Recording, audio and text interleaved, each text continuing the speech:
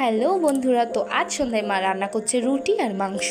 দেখো কথা মতো মা রুটি বানাতে বসেও গেছে, এখানে আটা মেখে নিয়েছে এবং ভাটাও করে নিচ্ছে। আর এখানে আমি সমস্ত মশলাপাতি যেগুলো লাগে আর কি, পেঁয়াজ রসুন আদা কেটে নিলাম। আর এখানে আমার দাদা চলে এসছে, দাদার জন্যই মেনলি এসবগুলো করা, কারণ দাদা চলে যাচ্ছে দুবাই আর ও যাওয়ার সময় খাবার নিয়ে যাবে, ওই জন্যে।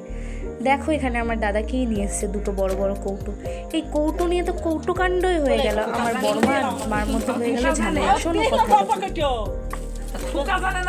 আমি জানি খোকা হাত খোকা শুধু বলছেন আই কেটে নেবো সে চিড়ি ভাজা তো একটাই লাগবে না। এই কৌটো নেবে ও মা, এতে করে ওর এতেই মাংস দেবা। চল এর মধ্যে লিখে দেবো না মাংস দিবি। আমার বারবার এই কৌটো করে কেউ মাংস দেয়?